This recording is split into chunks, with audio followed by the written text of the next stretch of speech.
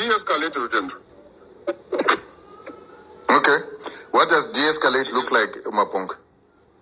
Build your bridges at the bottom. Make lawyers on top.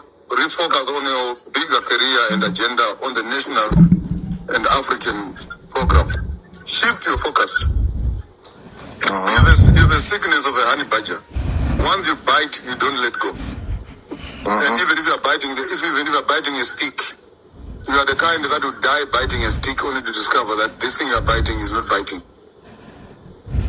Remap your agenda for the Africa, the diaspora, the national strategic planning. But once you get yourself consumed on this issue, I'm afraid to tell you, you are making more, and the more credibility you lose over your own country, it's also affecting your bigger brand on the national and international issues.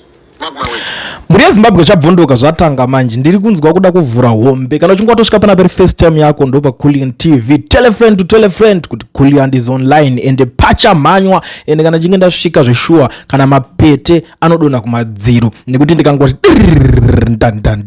ndiri kuona kana vamwe vanhu vese vari kunyebedzera kudzungaira vangava vanhu vemapolitical party anana ZANU-PF anani momomo varakashi for ED pastors for ED pasine zvemapastors for ED futi zvese zvivanhu zviri kuda kunyebedzera kupenga zvichida kuprotecta ma-interests but now nyaya iri panapa muri yezimbabwe yaita kuti ndimbopfuura nepanapa chete because ingori nzwisa yekuti tikuudze kuti a lot is going on pane zvakawanda zviri kuitika ndinoona kuti munozoiti eiko kuzongoti zizi haisi nyaya yekuti zizi nyaya iripo ndeyekuti Tagwirei ari kutuma vanhu kuti vaende vachinonegotiata kuda kuita ceasefire kuna Rutendo matinyarare so Rutendo akagara ambuditsa a hint tisati taona kuti ndivanani vacho vatumwa and I'm going to prove you because mavanzwa already kudhara vachitaura vanhu vatumwa kuti vati vaende vachinoita ceasefire wekutanga first ndi Maponga because Maponga na Rutendo vanhu vekuti vaitamba vese vakabvira kare vachingolinga vachingowirirana so Rutendo anga atanga akabudisa chiti Kuda and Rutendo don't need mediators.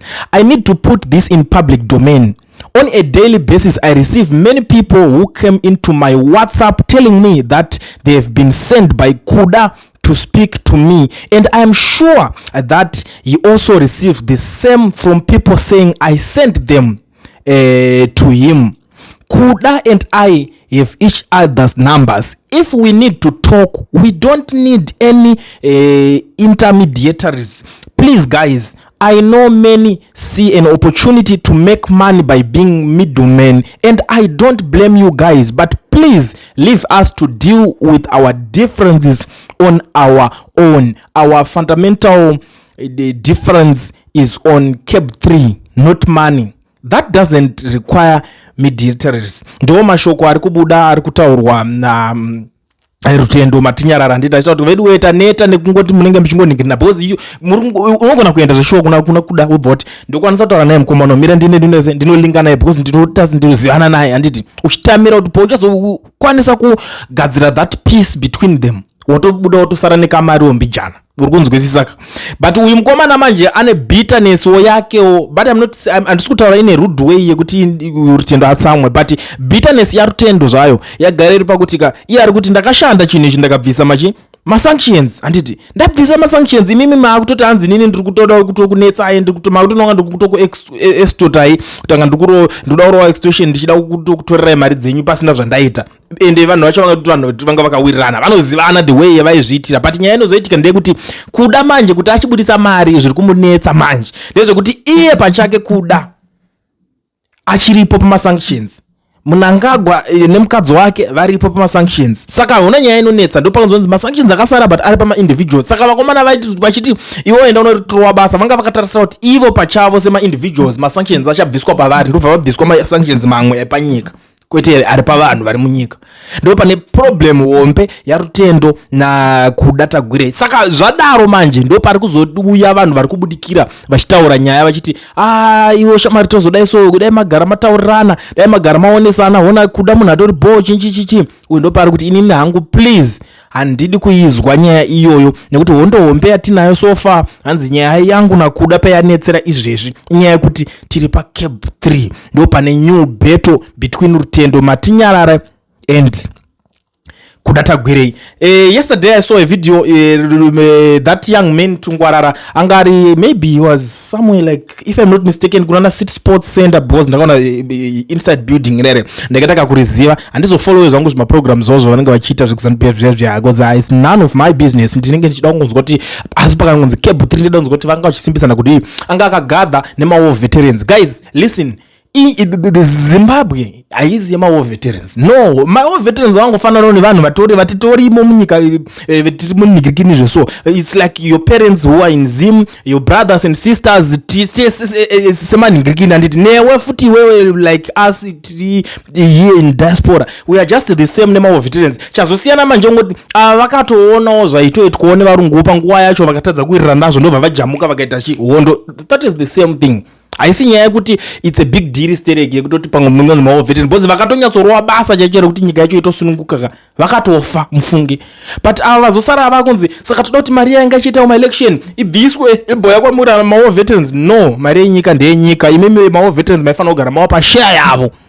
There is nothing special. Kana pane something special about them. Musade kuvavhara zvemakuda kuhwanda neCape 3 muchiti saka na Cape 3 yoyi tobva takupai mari dzacho. Makadiko vapa kudhara hondo yakapera kare kuma 1980 kumanga muri kupi nguva yese. Nhasi ndopa makuda kuningirikina in 2026 ndopa makuti mari yeye ingachienda kuma sanctions because pazouya this guy wamuri kuda kuramba muchiprotecta. For your own information, Tungwarara hana chaari kumboprotecta, ari kuprotecta ma-interests ake kuti iye mfanha uya yaka aramba achiwana matenda, aramba achisumuka achifeeda family yake. Like makazvenzwira mega meme achitaura, I think vana vacho vachitopupura taigara mugaraji tichirara mugaraji watu. So panguva diki mukomana ako akutanga kutoona matenda machinchi akutanga kutosumuka kutovaka mamansions akutodididi zveso atone bag. Saka hapana paangamboya achiprotecta kana kuti achitarisa life yekuti adzokere kunorara kugaraji kwairara. Azviite. This is the honest truth. But without wasting much of the time with Zimbabwe, gedza ndingokuonesa pane nyaya iri panapa. Young Zimbabwean forces Cape 3 referendum debate back at the people as Zimbabwe's 2/3 majority cannot replace the people by retired Dio Shepherd Pesque. Ari kuti panapa Zimbabweans, something important has happened. A young man, a young son Matete, has taken a Cape 3 fight to the High Court, and his application may have just changed the entire direction of his debate. At a time when the government seemed determined to push the bill through parliament and send it straight to the president, Matete is asking a simple but powerful question. If the changes affect protected parts of the constitution, why should the people not be asked first in a referendum? That question matters because many Zimbabweans voted in 2023 with the understanding that the leaders they choose would serve until 2028 for ordinary citizens. That vote was not a black check. It was a decision based on known rules, known timelines, and a clear constitutional order. If those same leaders now want to change the rules in a way that affects the length of office, the election cycle, or the future of parliament without going back to the people, then the public has every right to ask whether its vote is being respected or abused. This is why Matete's application is so significant. It does not just challenge Cape 3 as a political matter, it challenges the process itself. It forces the courts to answer whether parliament alone can alter parts of the constitution that may have required direct public approval. In plain language, it asks whether elected leaders can rewrite the terms of their own mandate without first asking the people who gave them that mandate. The timing is also striking. The government has clearly wanted to move this bill forward as quickly as possible, but now there is a legal pressure from more than one direction. That means the battle over Cape 3 is no longer just about parliamentary numbers. It is now about constitutional discipline, public consent, and whether the law is still belongs to the people or to those in power. For many Zimbabweans in case speak to a much deeper fear that decisions with long-term consequences may have made behind closed doors then presented to the public as a done deal.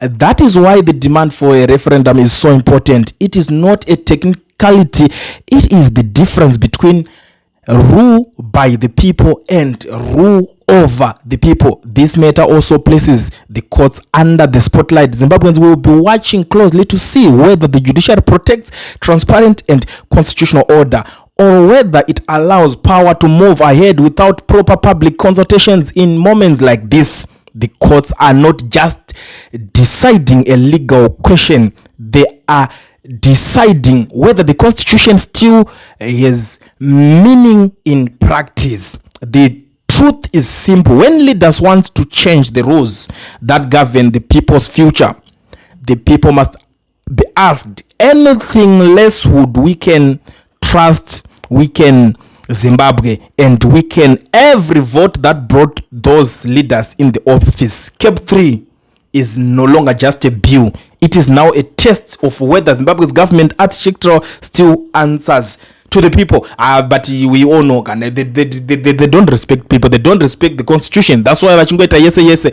But anyways, tingaita sekuona zvada isoka tingeta kuzauti maybe pakabudikira umwe one zvatofana kunge tichiita we have to support these guys vanouya nema ideas akati ndikuno challenge chakadai, so give them support. Ndo panoda kuiswa support ipapo, ndo na vanhu vakaunda munhu akakurasika saka tomusupport. Say this younger son Matete, shout out to the younger son Matete. Kana uchingoona time batika pachivhiti ndakuinvite uya utaure nemazimbabweans, I will give you the platform for free. Utaura nemazimbabweans ko papi pacho pekuti tingasiya vanhu vakadai so muchingonigirina. Uya utaure nemazimbabweans, wotaurawo even support yaunoda kuti uruda kuti vanhu vakusupport zvakaita sei. Namba dzepachivhiti unodziziva, unodzitsvaga ipapo. Kana kubvunzawo vamwe, you can even ask for the friends, kana kuti unogona kungodzijumawo futi pascreen ipapapa. Tobva taonesana totaura nemazimbabweans because one day toziva kuti zvinogona kubudirira. But hatisi kudzora tsvimbo nekuti gudo rabata kumeso, tiri kuti chiko zvikafamba mushe ziyambi dzokera kumusha nebhazi, tungwarara dzokera unogara mugaraji mawaimbogara.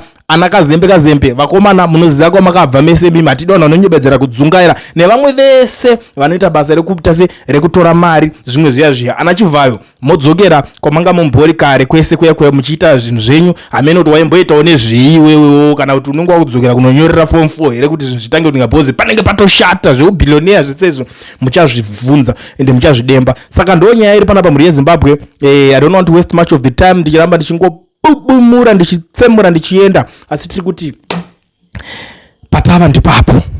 Ndinobva ndakushandisa mukana uno kuzivisa mazimbabweans ese vari munyika yeSouth Africa nevari kudawo kuregisterwa macompanies nekuvhurirwa maFNB business accounts vasina mawork permit kana mastudy permit. Ndiri kuti bata icompany yendaisa namba dzayo pascreen inonzi Education Research inotungamirirwa naMukoma Owen. Kana uchida register company uchida FNB business account but hauna permit, ungori nepassport chete, tora namba idzoitirwe izvezvi. So kozoita futi dzimwe good news dzakazongobudikira neEducation Research iyo. Ayo vandana babazve vanopedza, ndozvandovafarira. Ino ndinodhila navanhu vanopedza. Ukaona ndichishanda nevanhu kana kuti ndichiadvertisa chinhu ziva kuti munhu wacho ega anenge achipedza baba. Saka Mukoma Owen vari kupedza padhiri remota. Kuna vanhu vari kuti ndoda kutenga mota yekuita Uber, Bolt, e-transport, wati zvese zvamunongoda kuita, kana toda kuita zvemaskofi, uri kuda kuita chi, vari kuti aiwa vakapinda in partnership neKia Pretoria. Saka garai mabatikira hama dzangu, munoonawo mota. Vari kudawo kuti ndinini ndiri kuda